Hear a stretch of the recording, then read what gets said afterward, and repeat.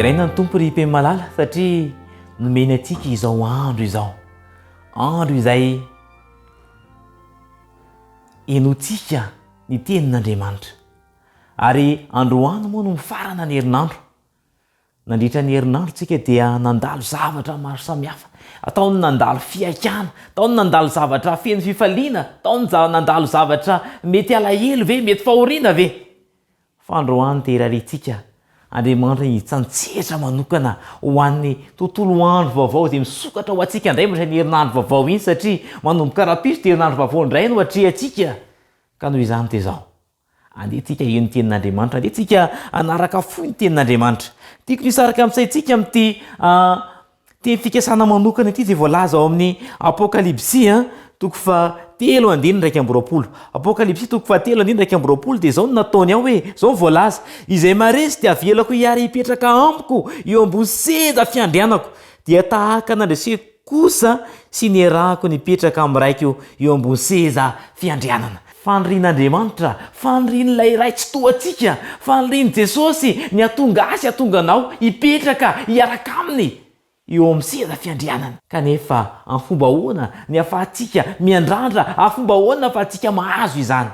Hiatrika herinandro vaovao. Misy zavatra vitsivitsy reto izay tokony ho fantatsika, tokony ao atsaintsika mba ahafahantsika manana fanantenana, manana finoana ahafahantsika miatrika izany herinandro vaovao izany. Ity afatra ity dia afatra ho an'ny fiangonana Laodikia. Dikan'ity hoe Laodikia ity moa zany dia misy heviny izy ity hoe fitsarana vahoaka, fa ny zavatra izay tsikarintsika zany raha ambetsika hoe Laodikia dia misy zavatra efatra miavaka tsara. Ny voalohany dia izao, raha vao mitenitsika hoe Laodikia, haitsika tsara ilay fahafantarantsika azy hoe sady tsy mangatsika no tsy mafana, zany hoe matimaty. Ao anatin'ity toerana Laodikia ity dia misy renirano anankiray miainga avy any amin'ilay aram-bato antsoina hoe Hierapolisy, dia mandeha avy any ilay rano 9 kilometatra miala any Hierapolisy zany dia tonga ao Laodikia. Ka miala avany zany mamay be io rano io, fa rehefa midina tonga ato Laodikia dia memanga atsika, lany hoe lasa matimaty ilay rano. Zay mampiavaka azy voalohany. Ny faharoa dia izao, ny mampiavaka azy dia izao, tsy mba mahantra amponinao, manana maizy azy, manan-karena amponinao, satria saika mpandrarara barotra, saika mpandrararaka ny banky, zany avokoa ny mponina tao anatin'izany toerana tsy hoe Laodikia izany. Ary ny fahatelo dia izao, mampiavaka azy dia ity toerana ity dia toerana mpamokatra akanjo, ary ny akanjo vokariny dia akanjo vita amin'ny volon'ondry, ka volon'ondry mainty no anaovany izany akanjo izany. Ary ny fahaefatra mampiavaka azy dia ity toerana ity dia toerana mpitsabo maso, zany hoe ho an'ny olona marary maso tamin'ny fotoan'androny zany dia saika mandalo ao Laodikia avokoa.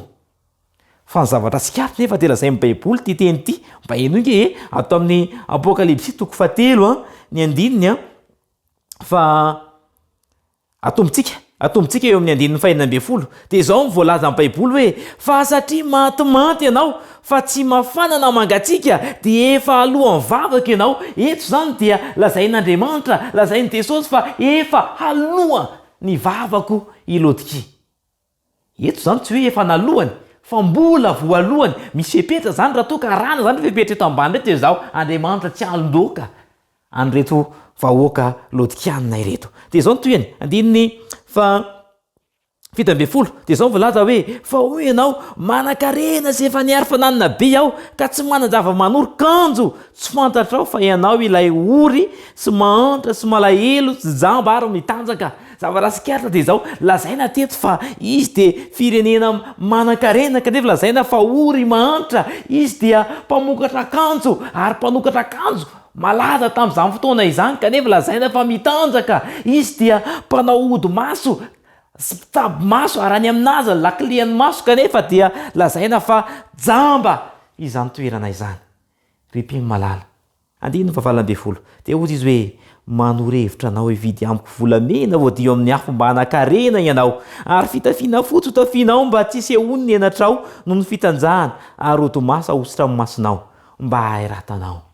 Ry-mpino malala, aokontsika mba hividy amin'Andriamanitra volamena voadio amin'ny afo, ka izany hoe na mety handalo fiaikiana ianao, handalo fitsapana ianao, arakaraka izany vao maika mamiratra izasy anao.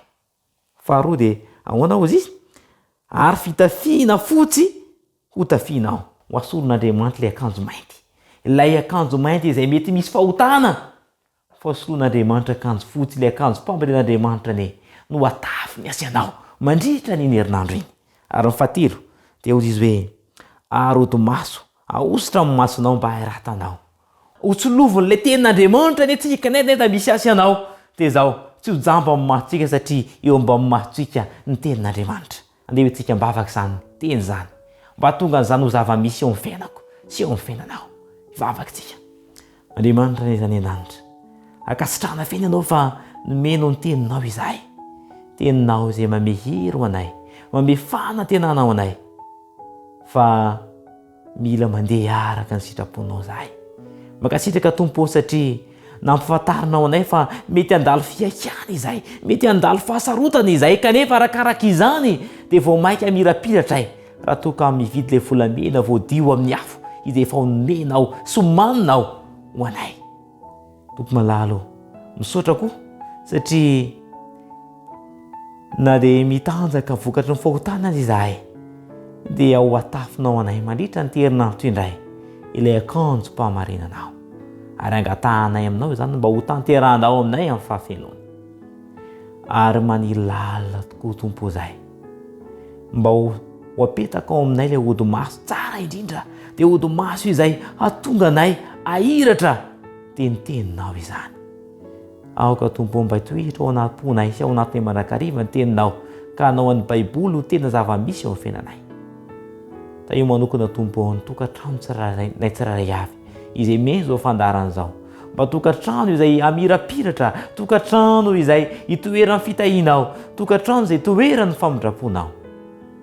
Ka nino nataonay Tompo dia hita fombeakana hatrany izay eo ambany fitahiry fiainao masina amin'ny anaran'i Jesosy.